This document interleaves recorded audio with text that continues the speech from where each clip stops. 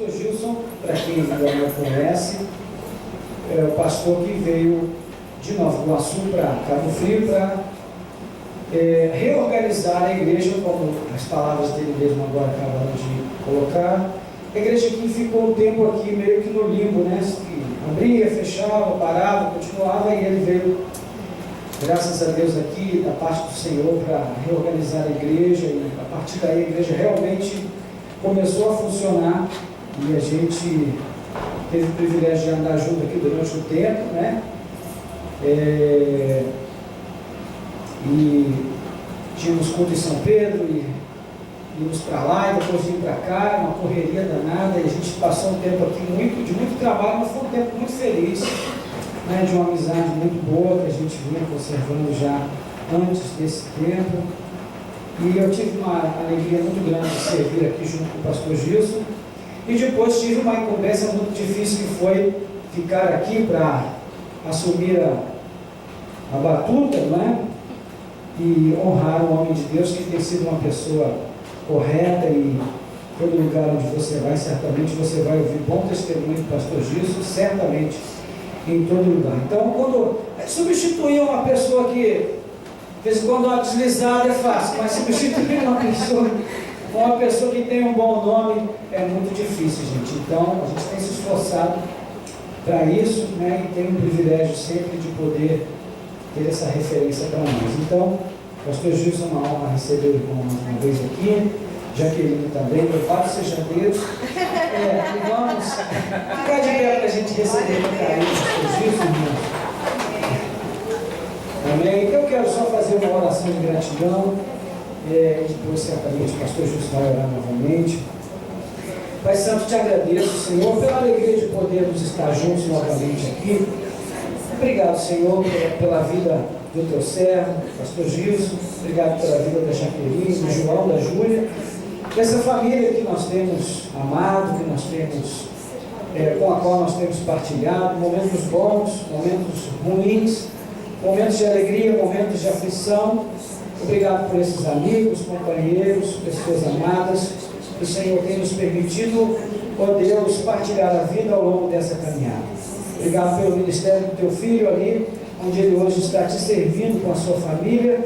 Ó Pai, que o Senhor o abençoe grandemente na sua jornada e faça com que cada semente que ele lançar possa florescer, e o teu nome com isso seja glorificado. Nós agradecemos, ó Pai, pelo privilégio de tê-lo aqui conosco. Te louvamos em nome de Jesus. Amém. É uma alegria estar aqui com vocês, poder revê-los. É bom demais matar saudade e poder adorar junto com vocês. Desfrutar da presença do nosso Senhor nesse lugar. Nos faz muito bem. Eu agradeço a oportunidade, o convite feito pelo pastor Oswaldo. Me alegrei sobremaneira em poder aceitar, em poder vir. Agradeço ao Senhor por ter a companhia da minha esposa. Apesar de a gente não estar com a família toda, João precisou ficar no Rio, ele tem compromisso agora com a namorada, né? Ia tocar no culto hoje à noite lá. E a Júlia veio dar um abraço na prima, ficou mais um pouquinho lá para matar saudade. É bom estarmos aqui. Eu estava me alegrando com as notícias, né, com as coisas que o pastor Oswaldo estava dando testemunho, os milagres, as realizações de Deus. A ajuda do Vladimir para o Noé com a arca, né, deve ter sido uma grande ajuda. E eu lembrei de, há muito tempo, nos dias de Noé, um irmão foi convidado para dar um testemunho na igreja. Ele tinha sido salvo de uma viagem no seu barquinho que afundou e Deus o resgatou. E quando ele chegou lá na igreja, ele olhou o boletim e antes dele ia ter o testemunho de um tal de Noé. Aí o irmão desistiu. Ele falou, não adianta. Aí o pastor Walter falou de mim, eu lembrei do Noé. Não adianta eu falar nada, é melhor ir embora, porque Ninguém vai nem prestar atenção. Vamos abrir a palavra do Senhor na primeira carta de Paulo aos Tessalonicenses. Parabenizo a igreja pelos anos de vida, pelos anos de existência, quer você conte 18, quer você conte 16. Que o Senhor continue abençoando o ministério da ICNV aqui em Cabo Frio. Que o Senhor os mantenha servindo com excelência e trazendo-lhe glória até a volta de Cristo. Amém. Por sinal, a volta de Cristo e o fim dos tempos é o pano de fundo dessa carta de Paulo aos Tessalonicenses.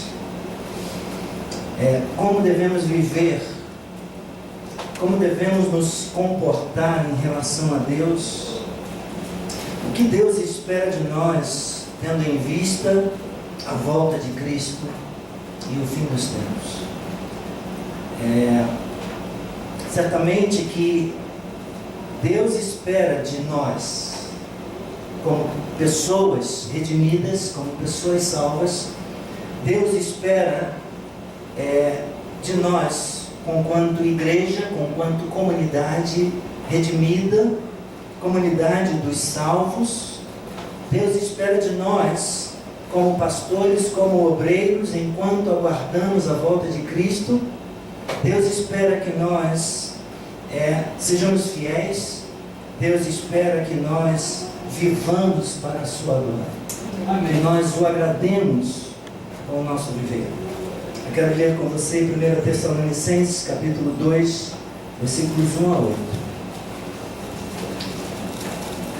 O proceder do apóstolo Paulo e seus cooperadores na evangelização de Tessalônica.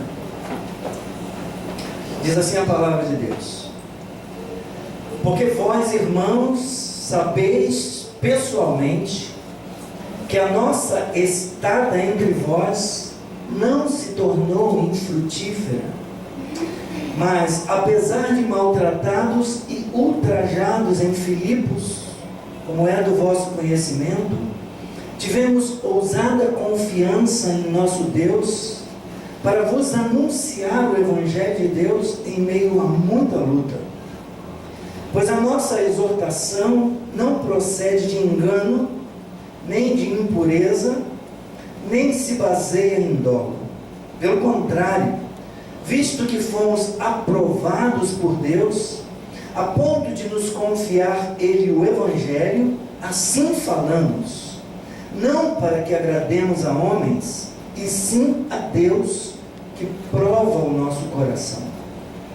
A verdade é que nunca usamos de linguagem de bajulação, como sabeis, nem de intuitos gananciosos. Deus disto é testemunha. Leia comigo os 3 últimos versículos. Também jamais andamos buscando glória de homens, nem de vós, nem de outros. Embora pudéssemos, como enviados de Cristo, exigir de vós a nossa manutenção, todavia nos tornamos carinhosos entre vós, qual ama que acaricia os próprios filhos. Assim, querendo-vos muito, estávamos prontos a oferecer-vos não somente o Evangelho de Deus, mas igualmente a própria vida, por isso que vos tornastes muito amados de nós. Soberano Deus e Senhor, bendizemos teu nome, damos graças pelo privilégio da salvação. Amém. Damos graças, Senhor, pela revelação, a tua palavra, Amém. que tem sido a Deus ministrada a nós. Glorificamos o teu nome, Pai, pela oportunidade, por esse privilégio de mais uma vez, nesta noite, podermos abrir a Escritura e podermos agora, Senhor, expor o texto sagrado para o teu povo, a tua igreja aqui reunida. Amém. A Ajuda-nos, Senhor. Sim, Pai. Ajuda-me, Senhor. Ajuda-nos. Deus Santo, abençoa-nos e edifica a nossa vida. Amém. Nós oramos em nome de Jesus Cristo, no poder do Espírito Santo. Amém. Amém.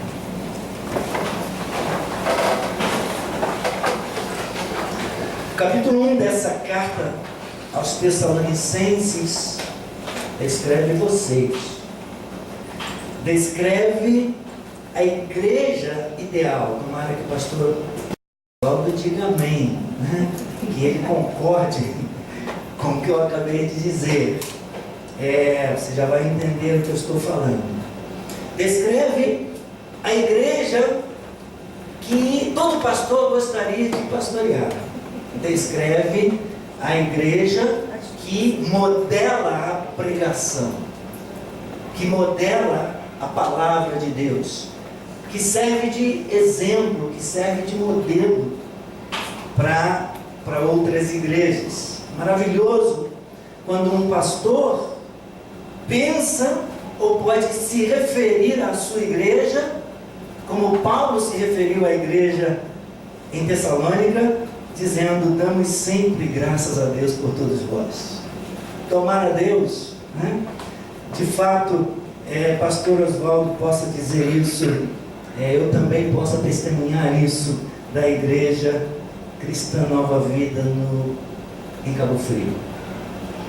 Pastor Paulo, nosso irmão, o apóstolo Paulo, amava aquela igreja em Tessalônica, embora tenha tido tão pouco tempo para ministrar, para trabalhar junto dos irmãos.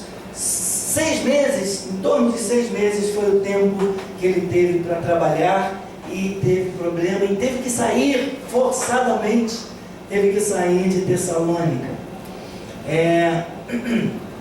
Mas Paulo conta que tipo de igreja ele deixou naquela cidade. No capítulo 1, ele dá testemunho daquela igreja, dizendo que a igreja aos Tessalonicenses havia se tornado um modelo para as outras igrejas, né? No versículo 2 ele dá testemunho, ele dá graças, ele rende graças a Deus por todos os irmãos. Não menciona um ou outro, ele inclui todo mundo. Ele diz: eu agradeço a Deus pela vida de vocês.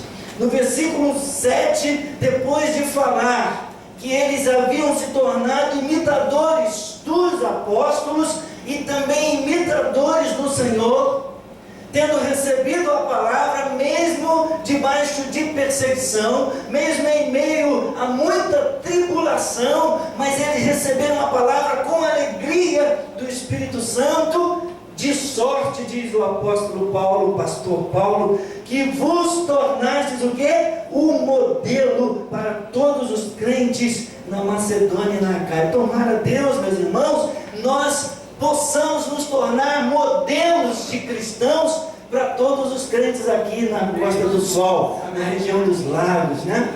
Não sei como é que estão chamando aqui agora, mas que para as outras igrejas Deus possa dar esse testemunho de nós, pastor Oswaldo possa dar também esse testemunho de nós. Amém. O capítulo 12 fornece uma imagem do pastor ou do cristão ideal. Então o capítulo 1 traz a imagem da igreja ideal, o capítulo 2 fornece a imagem do pastor ou do servo cristão ideal.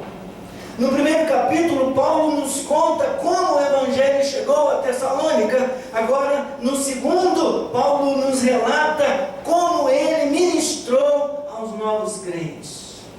Aqui no capítulo 2, Paulo nos explica a razão da maioria dos seus convertidos permanecer firme no Senhor e por que as suas igrejas cresceram. Não sei se você se recorda do texto que o pastor Oswaldo leu, nós não combinamos nada, eu não disse o que eu ia pregar, mas o texto que ele leu na primeira carta a Timóteo, no capítulo 1, lá no versículo 16, Paulo fala que embora ele tinha sido um pecador, Deus transformou a vida dele, Deus o resgatou, Deus o salvou e fez com que ele se tornasse um modelo. Deus começou a usar o apóstolo para que a vida dele servisse de modelo, e parece que ele trabalhou para isso, para que não somente ele fosse um modelo para o rebanho, mas que o rebanho também se tornasse um modelo para as outras igrejas.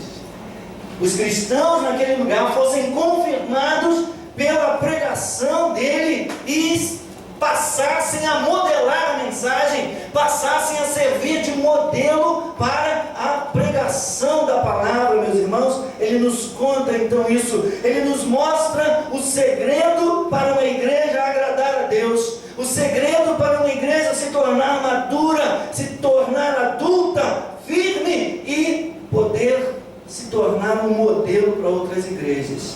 O segredo é fidelidade na pregação da palavra, fidelidade na pregação do Evangelho. Nós poderíamos esboçar 1 Tessalonicenses dividindo em 3 partes: a palavra ouvida, capítulo 1, a palavra compartilhada, capítulo 2, e a palavra vivida, do final do capítulo 4 em diante. 2 e 3, a palavra compartilhada, e a partir do capítulo 4, a palavra vivida. Mas esse sucesso, esse êxito da igreja aos Tessalonicenses de se tornar modelo para as outras igrejas, só será possível, meus irmãos, se como eles, nós também formos fiéis na pregação do Evangelho de Cristo. Porque é possível ser um ministro de igreja e não ser um ministro do Evangelho de Cristo. E também é possível, semelhantemente, ser um crente de igreja e não ser um discípulo de Cristo, que modela a mensagem do Evangelho na sua vida. Porque vive a palavra que recebeu. Não apenas ouve e recebe. Ouve e recebe a palavra, compartilha essa palavra com outros e vive esta palavra através da qual creu. Eu queria olhar para o texto juntamente com você, começando pelo versículo 1, onde o apóstolo diz: porque vós, irmãos, sabeis pessoalmente que a nossa estada entre vós não se tornou infrutífera.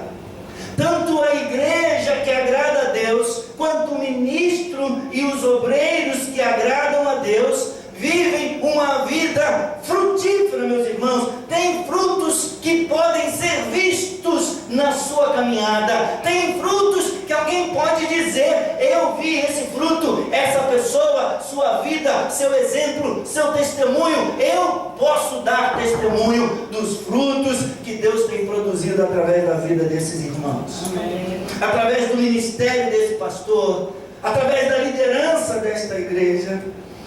Tomara Deus que possamos ouvir isso, meus irmãos. No 2º versículo diz assim: mas apesar de maltratados e ultrajados em Filipos, como é do vosso conhecimento, tivemos ousada confiança em nosso Deus. Queria ficar com essa parte A desse versículo, que fala da prontidão para sofrer oposição.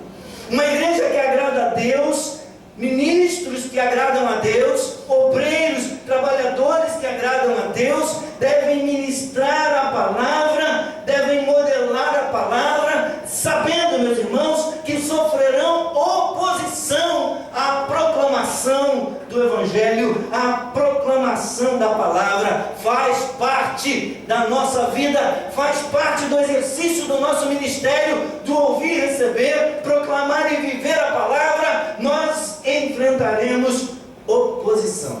A segunda parte, a parte B desse versículo 2, o apóstolo fala de ousadia e confiança. Ele diz que apesar de maltratados e ultrajados em Filipos, como é do conhecimento dos irmãos, o que é que ele diz? Tivemos ousada confiança em nosso Deus para vos anunciar o Evangelho de Deus em meio a muita luta.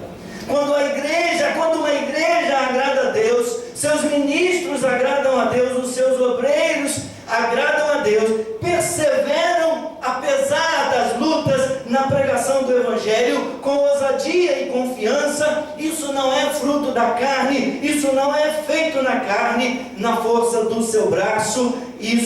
Essa ousadia e confiança vem de Deus, diz o apóstolo Paulo.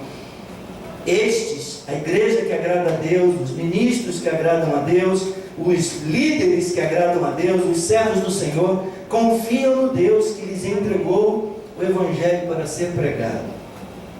Meus irmãos, que enorme privilégio ter o Evangelho confiado a nós.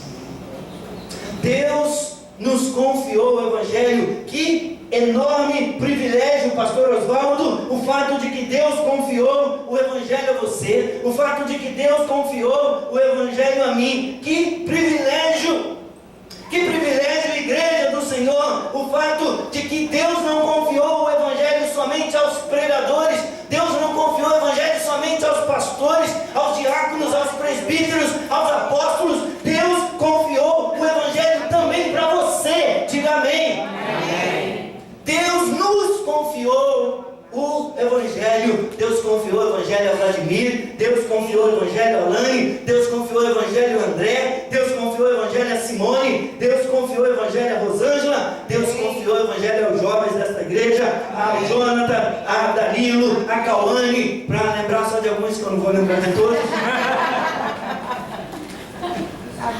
Deus nos confiou o Evangelho, meus irmãos. Amém. Todo cristão é um discípulo, todo cristão é um servidor na proclamação do Evangelho. Todo cristão é chamado para ser um modelador da palavra do Senhor, alguém cuja vida modela, cuja vida dá forma, expressa a palavra de Deus.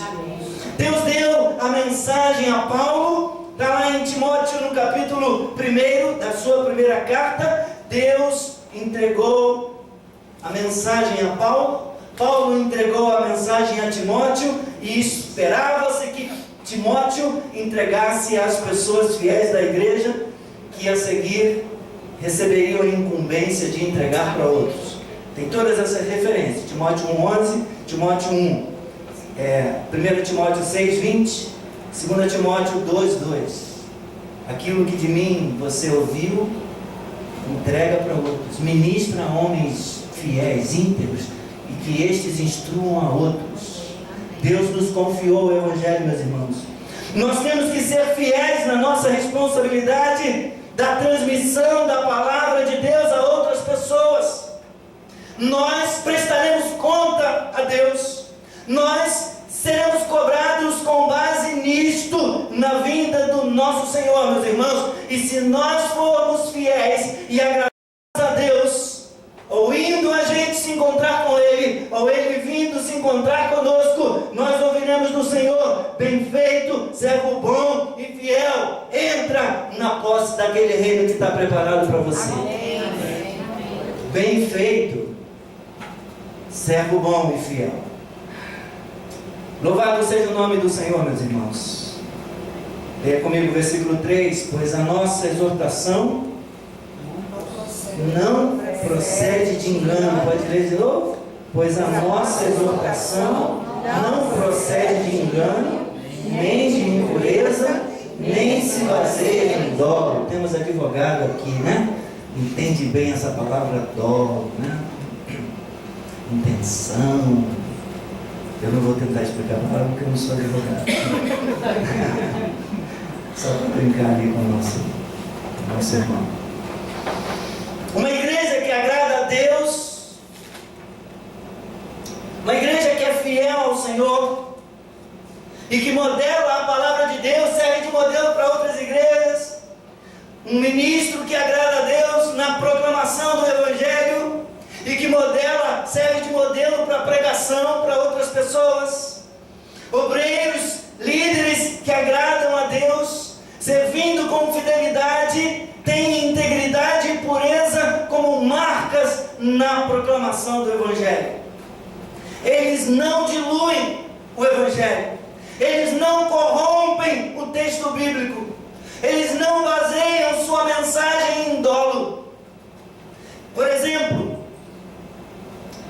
não se propõe isso, onde se busca agradar a Deus, onde se busca demonstrar fidelidade, expressar fidelidade para com Deus. Não se faz o exemplo que eu vou dar. Vamos fazer um evangelismo, vamos sair, a gente monta os instrumentos ali na praça, vamos alcançar algumas pessoas e a gente começa a tocar algumas músicas de MPB, e aí as pessoas vão se aproximando porque acham que é lá um grupo que curte MPB, e de repente a gente muda, toca um rock, ou a gente toca alguns outros ritmos e tal, e aí vão pensar que é uma banda de música popular, as pessoas se aproximam, e aí de repente a gente pega eles de surpresa e usa só a música como isca, e a gente lança a rede da palavra e mostra para eles que, enganamos vocês, nós somos igreja.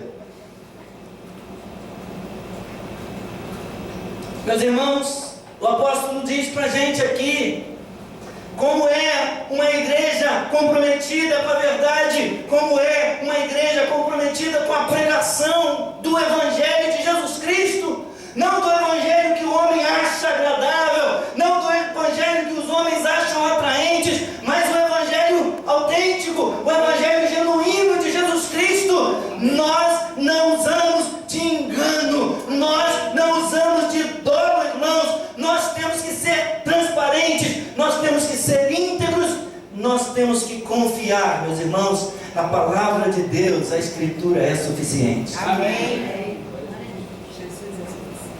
A Escritura é suficiente, meus irmãos.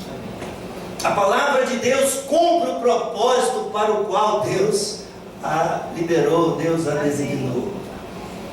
Falaram com Martinho Lutero a respeito do seu trabalho, da defesa das 95 teses que ele afixou lá nas portas do castelo em Wittenberg, e que ele teria sido o grande responsável pela reforma. E, puxa vida, que trabalho maravilhoso que você fez. Lutero disse: eu não fiz trabalho nenhum, eu só preguei a palavra e depois fui dormir. A palavra fez tudo.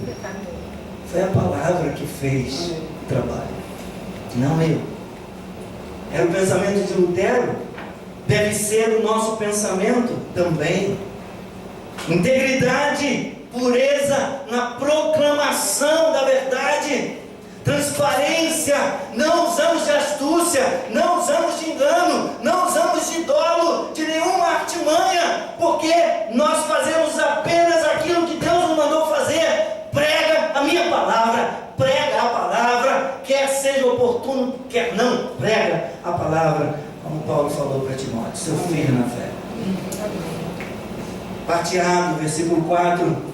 Pelo contrário, visto que fomos aprovados por Deus, diz o apóstolo Paulo. Meus irmãos, uma igreja que agrada a Deus, pastores que buscam agradar a Deus, obreiros que agradam a Deus, são submetidos à prova. Ninguém é aprovado sem passar por prova. Veja que Paulo começa a falar no início do versículo a respeito da aprovação, mas no final ele fala a respeito da provação. Pelo contrário, visto que fomos aprovados, ele fala primeiro da aprovação. Aprovados por quem? Por Deus, a ponto de nos confiar nele o Evangelho. Assim falamos, não para que agrademos a homens, e sim a quem? A Deus, que faz o quê? Que prova o nosso coração. Ninguém é aprovado sem antes ter sido provado. Deus que prova o nosso coração. Deus prova e aprova a igreja. Deus prova e aprova os ministros, os líderes, os obreiros, a fim de poder confiar-lhes o genuíno Evangelho.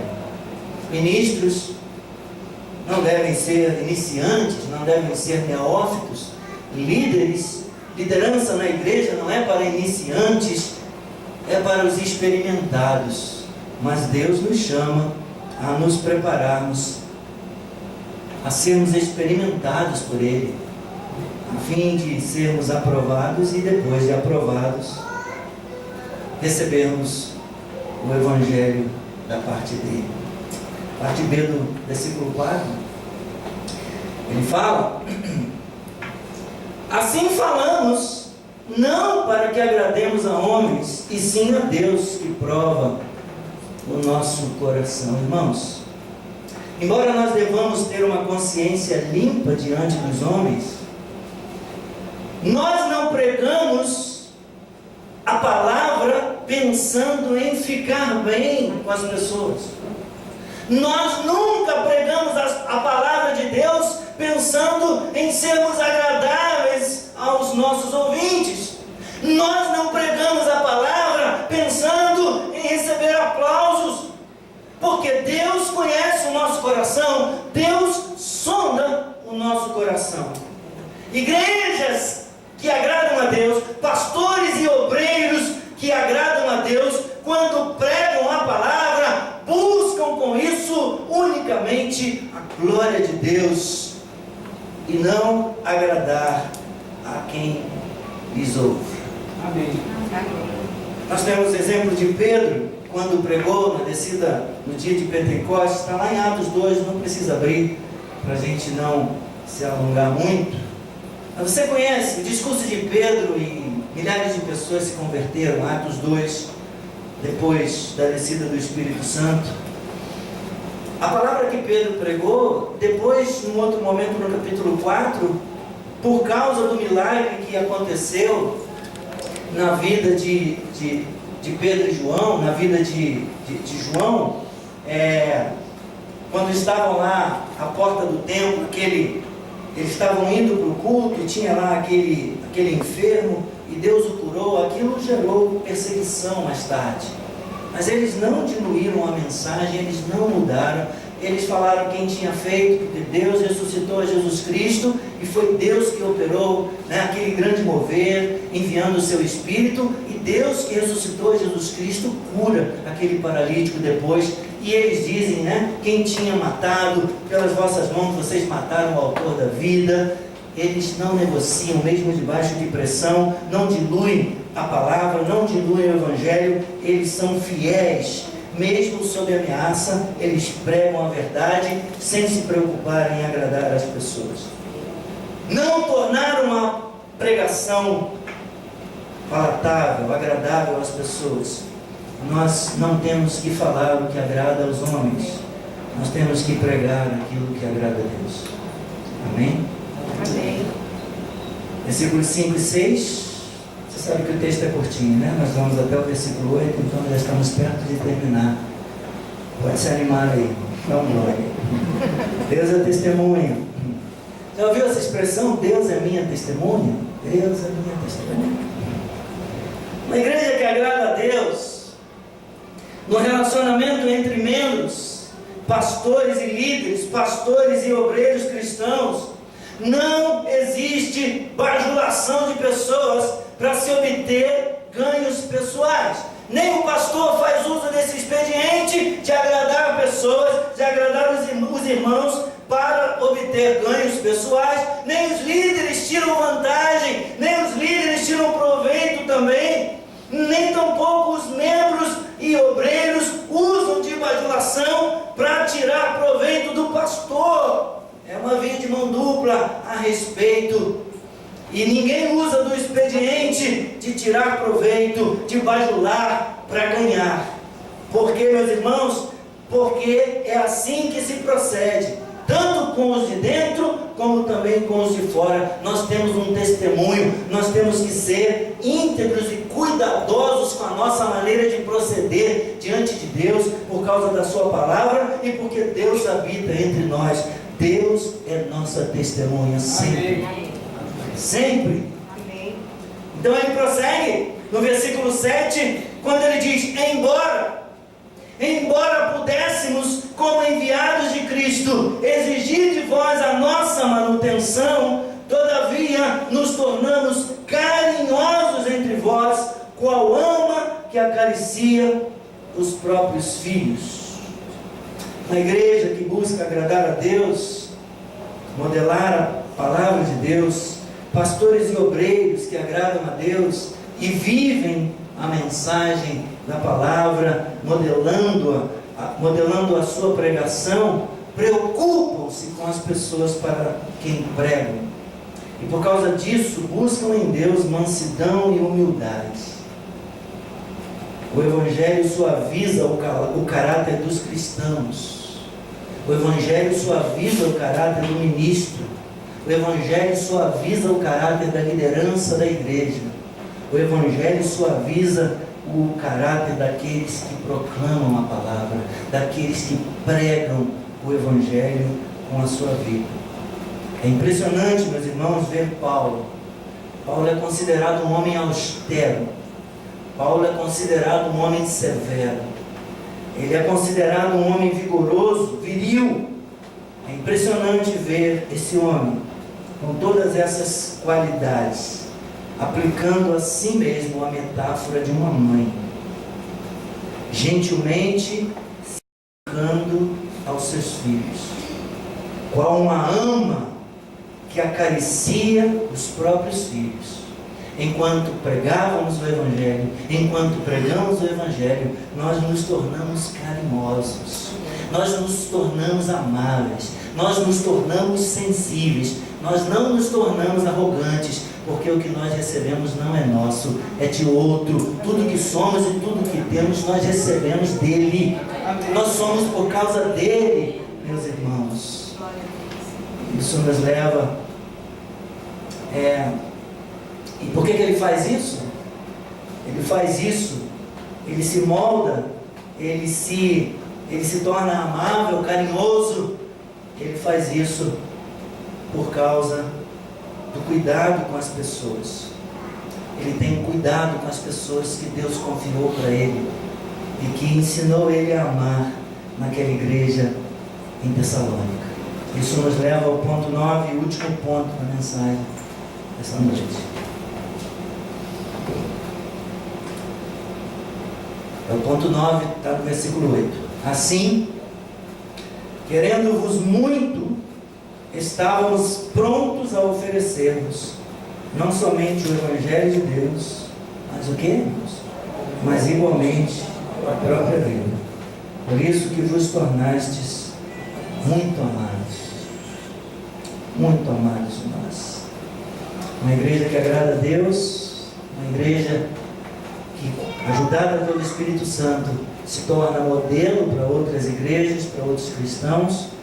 Um pastor, um pregador da palavra, um ministro que agrada a Deus com a sua vida, que proclama a verdade. Líderes, obreiros cristãos que agradam a Deus, quando pregam, não oferecem somente o Evangelho, oferecem a própria vida.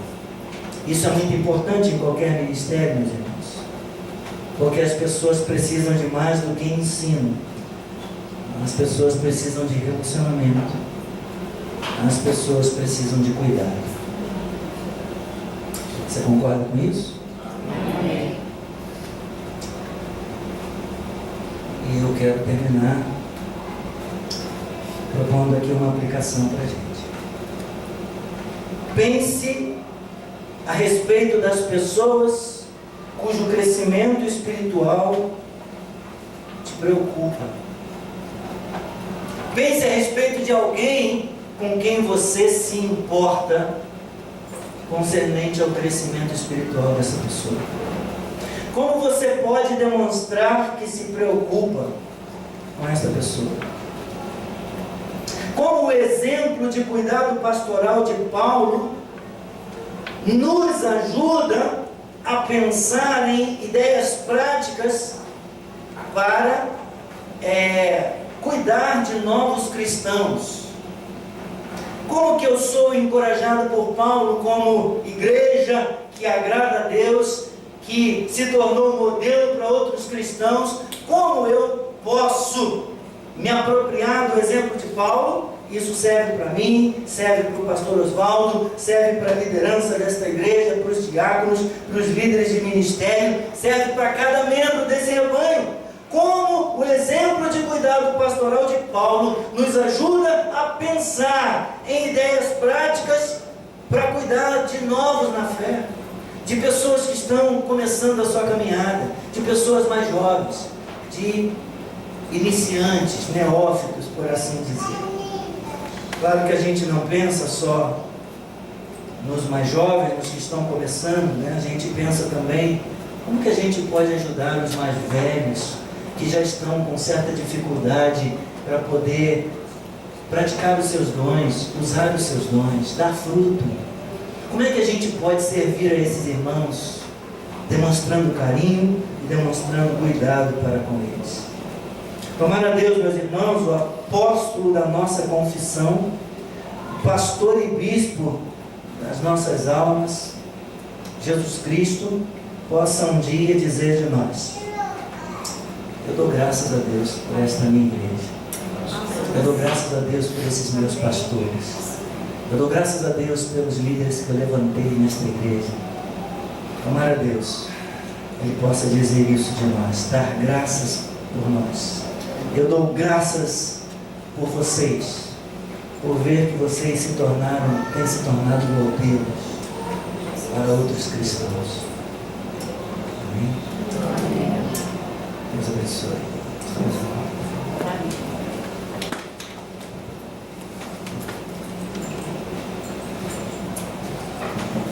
Obrigado mais uma vez pelo carinho, pelo convite, por me receber então afetuosamente aqui, me abraçarem a mim e minha esposa com tanta ternura. Que Deus continue abençoando os irmãos. Eu fico de longe, né? Quase 200 quilômetros daqui, me alegrando com os testemunhos, celebrando cada boa notícia que eu recebo, mas também sofrendo e chorando quando vejo situações, quando há uma perda, quando há uma situação como da nossa irmã Carmen, que a gente ama tanto, Carmen Maldonado, esposa do nosso irmão Júlio. Recentemente tivemos a oportunidade de vê-la, de ver com muita dor o seu sofrimento por causa do AVC, por causa do Alzheimer e da demência, o estado em que ela se encontra, uma mulher tão ativa na obra de Deus. E mesmo longe, a gente chorou quando a gente viu nossa irmã Carmen.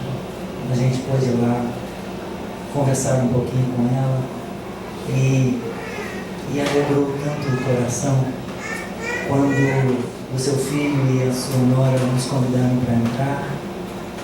E aí a menina falou: ela não lembra dele não.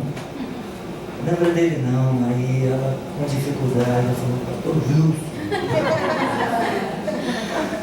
Mas a gente sofreu em ver o estado em que ela se encontra.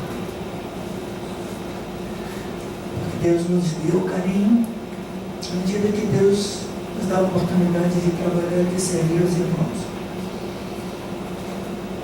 A gente enfrenta lutas, mas a gente põe nosso coração, a gente põe a nossa vida. A gente não só ensina, a gente compartilha da nossa própria vida. E a gente ora, a gente trabalha, a gente torce, a gente vibra com a formação, o crescimento espiritual. Vai vendo as pessoas, poxa vida, agora já conhece a palavra, já sabe ensinar, já sabe ministrar, já serve na igreja, coisa gloriosa, ver os jovens crescendo, se envolvendo com a obra, isso é maravilhoso. Mas a gente também sente, a gente também sofre, seu pastor também sofre. Mas eu oro para que, não somente o Senhor, para que Ele também possa dar graças a Deus por vocês, a ponto de um dia poder dizer: vocês têm se tornado modelo aqui na região dos Lagos, aqui na cidade de Cabo Frio, para outros cristãos. Deus os abençoe ricamente. Essa palavra que o Senhor trouxe agora para nós é um desafio, né? Para todos nós, que nós sejamos aceitos pelo Senhor, que Ele, ao nos provar, que Ele nos aprove também, nos faça vasos de honra para a glória do seu santo nome. Um dia o Senhor chamou você, você lembra disso? E quando Ele te chamou, chamou com uma vocação. Mas a gente, o tempo vai passando, né? sei quantos se lembram daquela canção, diz assim: você lembra quando foi que o Senhor nos separou dentre todos os amigos, entre os entes mais queridos, e lhe encheu a alma toda de paixão tão desmedida pelas almas, pelas vidas, que não sabem para onde vão. Mas o tempo foi passando e a paixão se esfriou. Ó meu Senhor, responda-me, por quê? Você precisa ser obreiro aprovado e não será acusado por ninguém, e amar o meu filho e andar com genuíno amor que eu lhe dei, mas se me buscar na palavra de coração, na palavra eu dou-lhe minha palavra, que me acharás e aprovado serás. Amém. Que esse seja o nosso alvo na vida.